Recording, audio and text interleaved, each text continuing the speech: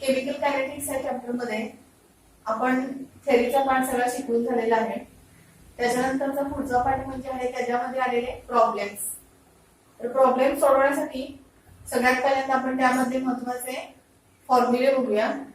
फॉर्म्युले मी लिहिते पहिल्यांदा. फॉर्म्युले जेवढे फॉर्म्युले आपण आणणार आहे तेवढे लिहून झाल्यानंतर मी एक एक एक्झाम्पल सोडवायला चालू करते. तर पहिलं बघा, आपण इक्वेशन लिहित होतो AA प्लस BB ड्यूज CC प्लस DD. आपल्याला सगळ्यांना माहिती आहे small a b c d हे सायकोमेट्रिक कोएफिशिएंट आहेत. कशाचे? Capital A B C D चे. आता ह्याचा मला एव्हरेज रेट ऑफ रिएक्शन घ्यायचा आहे. Average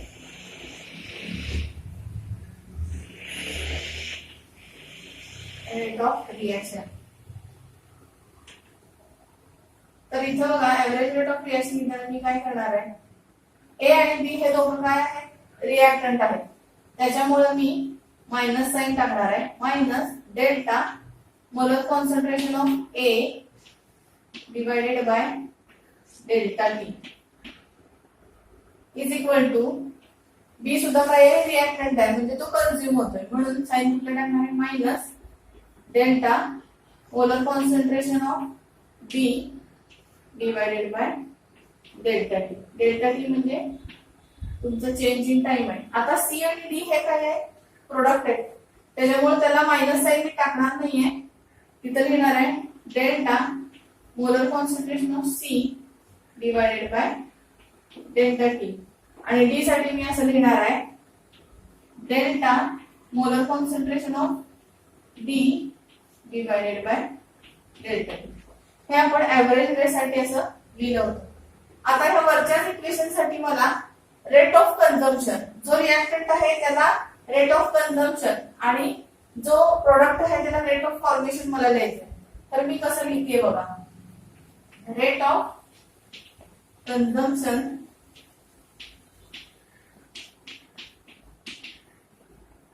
of A at time T, particular time साठी लिहायचं आहे. तर त्यावेळेला आपण लिहिणार आहे मायनस ऍट पर्टिक्युलर टाइम, म्हणजे छोट्या टाइम साठी आपण एकदम स्मॉल टाइम साठी घेणार आहे, म्हणून घेणार आहे minus D into molar concentration of A divided by dt. तुमचा टाइम पण छोटा असणार आहे त्यामुळे आपण असं लिहू शकणार आहे. आता पुन्हा rate of consumption of B at time T असं जर आपल्याला लिहायचं असेल तर आपण लिहू शकतो minus D molar concentration of B divided by dt. आता हे दोघं रिएक्टंट आहेत, त्याच्यामुळे ह्याला आपण कसा रेट लिहिलाय? कन्झम्पशनचा रेट लिहिलाय. पण हे प्रोडक्ट आहेत, तर त्यावेळेला आपल्याला प्रोडक्टचा रेट फॉर्मेशन मध्ये द्यावा लागतो, म्हणून आपण लिहू शकतो rate of formation of C at time T is equal to D into molar concentration of C divided by dt. आता the rate of D चा पण आपण असंच लिहू शकतो फॉर्मेशनचा रेट. इथं बघा D molar concentration of D divided by dt. आता जर ह्याचा आपल्याला रेट घ्यायचं झाला, रेट ऑफ रिएक्शन घ्यायचं झालं तर आपण असं लिहू शकतो rate of reaction is equal to minus 1/a dA by dt is equal to minus 1/b dB by dt is equal to 1/c into molar concentration of C divided by dt is equal to 1/c d into molar concentration of C divided by dt 1/small d into molar concentration of D divided by dt. अशा पद्धतीने तुम्ही rate of reaction लिहू शकता. आपलं नेहमीचीच reaction आहे. या reaction साठी मी rate law लिहिते. रेट लॉ कसा लिहायचा बघा. रेट लॉ आपण कायम रिएक्टंट साठी लिहितो. Rate law is equal to molar concentration of K into molar concentration of A raised to H into molar concentration of B raised to Y. आता rate law लिहिल्यानंतर याच एका सेम रिएक्शन साठी आपण त्याची ऑर्डर लिहूया. Order of the reaction. Order of the reaction. Order ह्या रिएक्शनची आहे x प्लस y. आणि या सेम रिएक्शन साठी याची आपण मॉलिक्युलरिटी घेऊया.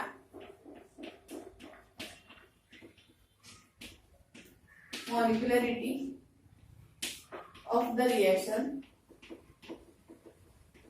Is equal to a plus b. जेवढे नंबर ऑफ मोल्स रिएक्ट झालेत तेवढ्यांची ऍडिशन म्हणजे मॉलिक्युलरिटी. आणि जेवढे ह्या रेट लॉ मधल्या कॉन्सन्ट्रेशनला पॉवर आहे किंवा एक्सपोनंट्स आहेत त्या एक्सपोनंटची बेरीज म्हणजे तुमची ऑर्डर.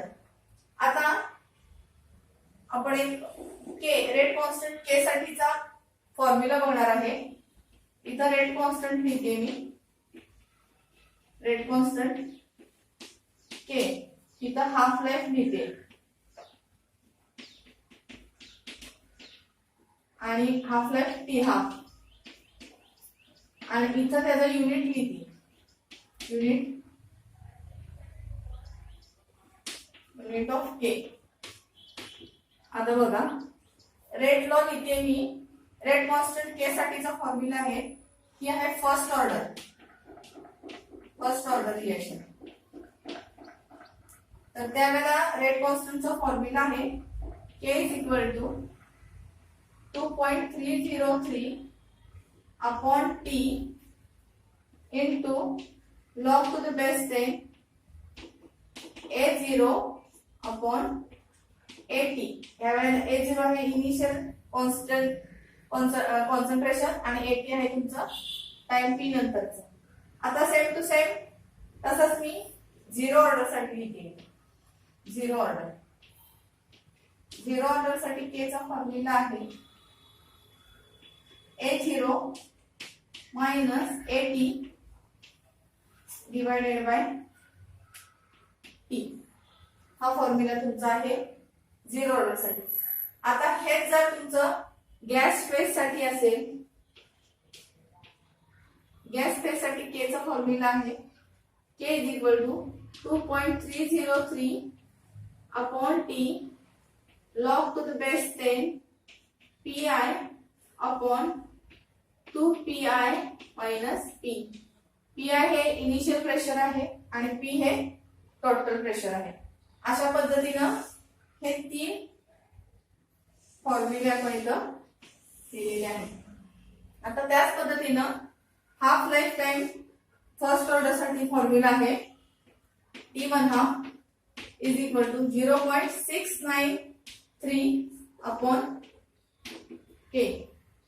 झिरो ऑर्डर साठीचा फॉर्म्युला आहे T1 is equal to A0 upon 2K. त्याच पद्धतीनं इथं के चं युनिट आहे फर्स्ट ऑर्डर साठी टाइम इनवर्स. आणि या ठिकाणी आहे mole decimetre raise to -3 into time inverse. आणि पुन्हा इथं प्रेशर साठी के चं युनिट आहे टाइम इनवर्स. अशा पद्धतीने एवढे फॉर्म्युले वापरून आपण आता या पुढची गणित सोडवणार आहोत. आता आपण इथं फळ्यावर गणित घेऊन घेतलेलं आहे. गणित काय आहे बघा. The rate constant of a reaction. Rate constant म्हणजे काय K. Rate constant of a reaction कुठली रिएक्शन आहे. Twice N2O5 gas gives twice N2O4 gas plus O2 gas is. ही रिएक्शन आहे. रिएक्शन कुठली ह्याला फारसं महत्व नाहीये ह्या गणितामध्ये. पुढे लिहिलंय is 4.98 into 10 raised to minus 4 second inverse, then what is the order of the reaction? इथं आपल्याला ऑर्डर विचारलेली आहे.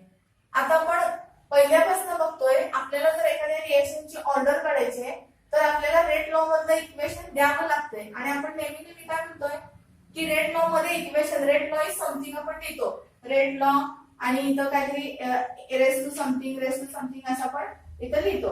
तर त्यावेळेला आपण त्या एक्सपोनंटची बेरीज करत असतो आणि त्याची आपण ऑर्डर काढत असतो. पण इथं काय झालेलं आहे, इथं आपल्याला असं काहीही दिलेलं नाहीये. ह्या पूर्ण गणितामध्ये इथं आपल्याला रेट लॉ कुठेही दिलेलं नाही आणि आपल्याला काय विचारलेलं आहे, ऑर्डर काढायची विचारलेलं आहे. मुळात हे गणित आपल्याला करायचंच नाहीये. हे एक्झाम्पल आपल्याला कॅल्क्युलेटली करायचं नाहीये, म्हणजे कॅल्क्युलेशन तिथं करायची नाहीये. आपण काय करायचंय, जो के दिलेला आहे के कडे बघायचं. के चं युनिट काय आहे, सेकंड इनव्हर्स आहे. सेकंड इनव्हर्स हे युनिट कुठल्या ऑर्डरचं असतंय, तर सेकंड इनव्हर्स हे युनिट फर्स्ट ऑर्डरचं असतंय. हे आपण पुन्हा खूप वेळेला बघितलेलं आहे की फर्स्ट ऑर्डरची रिएक्शन असते तेव्हा त्याचं युनिट कुठलं असतंय, सेकंड इनव्हर्स असते. म्हणून साधं सिंपल याचं उत्तर असणार आहे, ह्याचा आन्सर असणार आहे the reaction is of first order. आणि जर तुम्हाला एक्सप्लेनेशन विचारलं असेल तर तुम्ही हे एक्सप्लेनेशन द्यायचंय की जर रेट लॉचं युनिट आहे ते सेकंड इनव्हर्स आहे आणि सेकंड इनव्हर्स हे युनिट आपलं फर्स्ट ऑर्डरच्या रिएक्शनच असतं, त्यामुळे ही वरची रिएक्शन आपण कशी समजणार आहोत, first order. Single one sentence लिहायचंय आणि पुन्हा कॅल्क्युलेशन पण करायचं नाहीये. एमसीक्यू अशा प्रकारची गणित येतात, पण आपण काय समजतो, रेट लॉ इथं दिलेला नाहीये आणि आपण ते गणित सोडवत नाही. तर प्रयत्नपूर्वक, म्हणून तुम्हाला मी पुन्हा युनिट खूप वेळेला पुन्हा सांगितले त्याच्यासाठी की तुम्ही ते पुन्हा बारकाईनं लक्षात ठेवावं म्हणून. आता यानंतर आपण दुसरं गणित बघूया. आता फळ्यावरतीचे जो प्रॉब्लेम आपण घेतलेला आहे हा प्रॉब्लेम सुद्धा आपल्याला 1 मार्काला आहे. हा 1 मार्काला येतो सेपरेट आणि हा 1 मार्काला येतो. म्हणजे अशा पद्धतीनं तुम्हाला येतात. हे खूप सोपं आहे. मी 1 मार्कचे सुरुवातीला मुद्दाम घेते गणित की जेणेकरून तुम्ही 1 मार्कची गणित सोपी असतात ती तुम्ही परीक्षेमध्ये सोडून देऊ नये. आता काय म्हणलंय बघा, write the rate law expression for the following reaction. Reaction काय आहे आपल्याला महत्वाचं नाहीये, आपल्याला काय विचारलेलं आहे, रेट लॉ एक्सप्रेशन घ्यायचं आहे. रेट लॉ एक्सप्रेशन म्हणजे rate is equal to K into molar concentration जे लिहित होतो आपण ते विचारलेलं आहे इथं. आता बघा इथं काय म्हणले, 2N2O5 gas gives 4NO2 plus O2. हे गॅस आहे आणि हे पण गॅस आहे. Order of the reaction is 1. इथं काय दिलेलं आहे आपल्याला, रिएक्शनची आपल्याला ऑर्डर दिलेली आहे.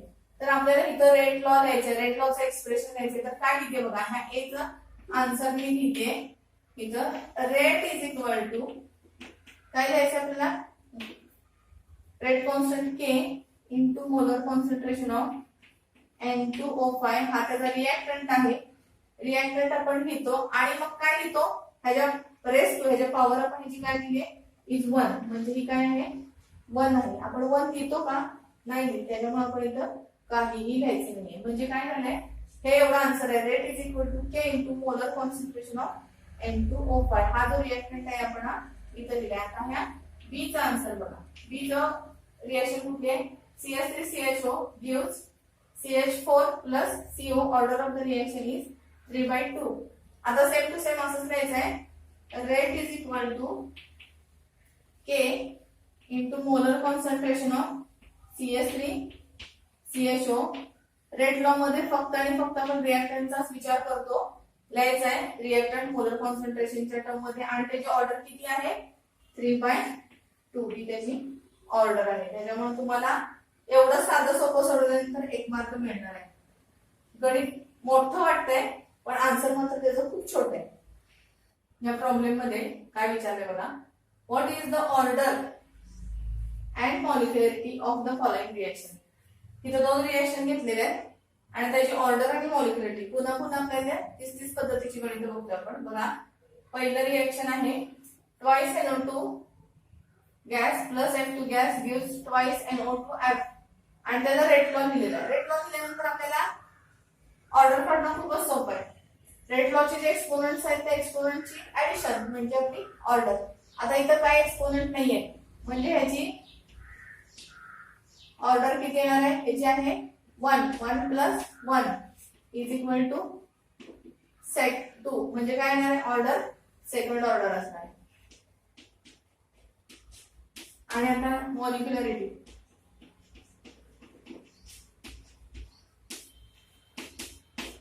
मॉलिक्युलरिटी म्हणजे नंबर ऑफ मोलची रिएक्टिव्ह नंबर ऑफ मोलची ऍडिशन. इथं आहे 2, इथं आहे 1, म्हणजे 2 + 1 = 3. इथं NO2 चे नंबर ऑफ मोल्स आहेत 2 आणि F2 चे आहे 1, म्हणून 2 + 1 = 3. तसंच ह्या रिएक्शन मध्ये बघा CH3Cl3 gas plus Cl2 gas gives CCl4 gas plus HCl gas. इथं रेट लॉ दिलेला आहे. Rate K into molar concentration of CHCl3. वरती काही पॉवर नाहीये म्हणजे 1 आणि मोलर कॉन्सन्ट्रेशन ऑफ Cl2 वरती पॉवर आहे 1. पहिल्यांदा आपण याची ऑर्डर काढूया. ऑर्डर दोन एक्सपोनंटची ऍडिशन 1 + 1/2 तुमचा आन्सर येणार आहे 3/2, म्हणजेच किती म्हणू शकतो आपण 1/5. हे किंवा हे दोन्ही पण करेक्ट आन्सर. आणि ह्याची आपण मॉलिक्युलरिटी काढली तर हे आहे 1 आणि हे 1.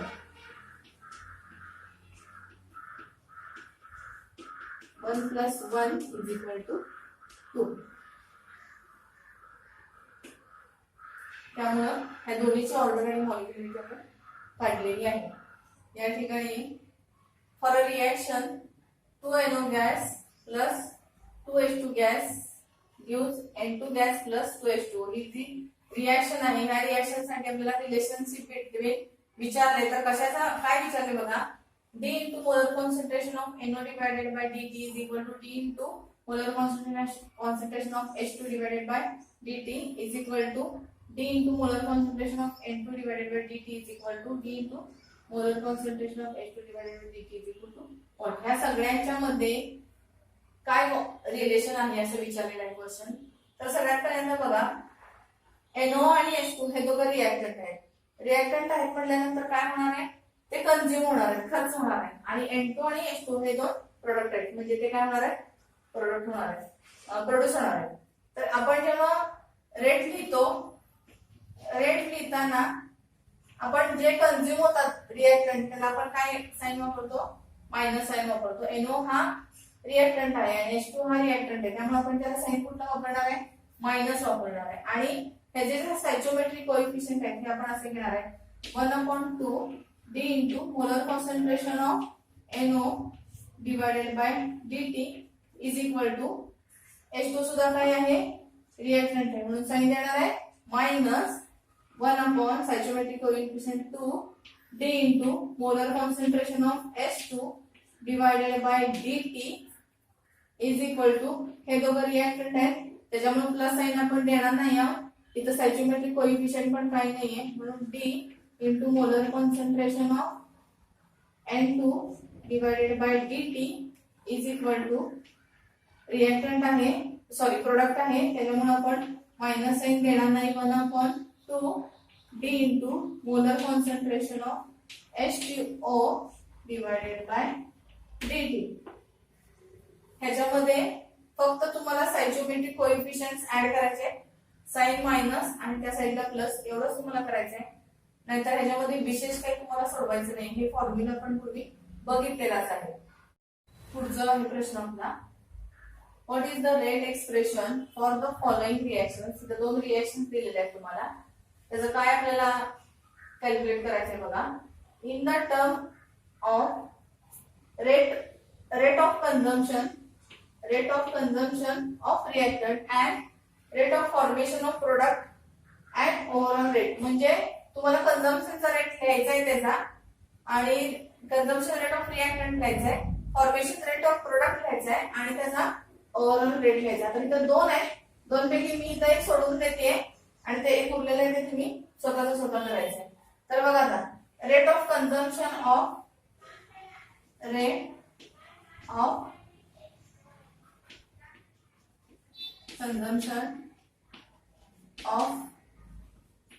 NO at time t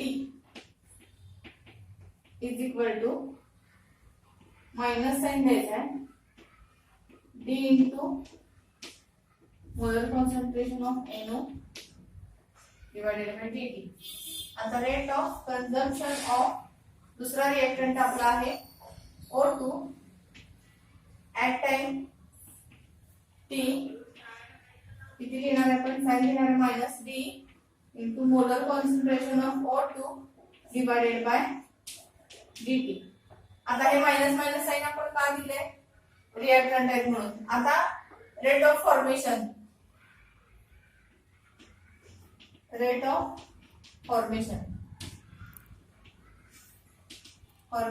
of NO2 at time t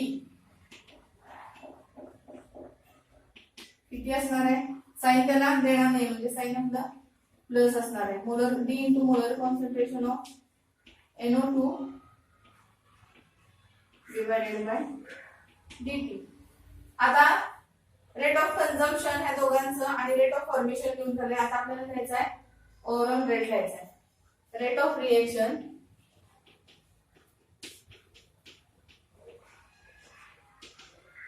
is equal to रिएक्टंटला साइन कुठला देणार आहे आपण?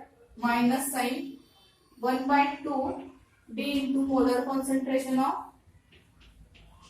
NO divided by dt is equal to minus sign reactant आहे म्हणून d, तिथं काय रिएक्टंट ह्याला नाहीये म्हणून d into molar concentration of O2 divided by dt is equal to हा प्रोडक्ट आहे त्याच्यामुळं साइन आपण देणार नाहीये. कोएफिशिएंट सॅच्युरेटेड कोएफिशिएंट आहे 1/2 d into molar concentration of NO2 divided by dt. म्हणजे rate of consumption, rate of formation आणि overall रिएक्शनचा rate हा आपण एका रिएक्शनचा अशा पद्धतीने दिलेला आहे. ह्याच्यामध्ये कुठलंही मॅथमॅटिकल प्लस मायनस आपल्याला करायचं नाहीये. फक्त रिएक्शन कडे बघायचं आहे आणि नुसतं राईट डाऊन करायचं आहे. तर सेम टू सेम ह्याच पद्धतीचं हे रायटिंग तुम्हाला करायचं आहे. हा तुम्हाला होमवर्क आहे असं समजा आणि ह्याचं रायटिंग तुम्ही व्यवस्थित तुमच्या वहीमध्ये करून टाका.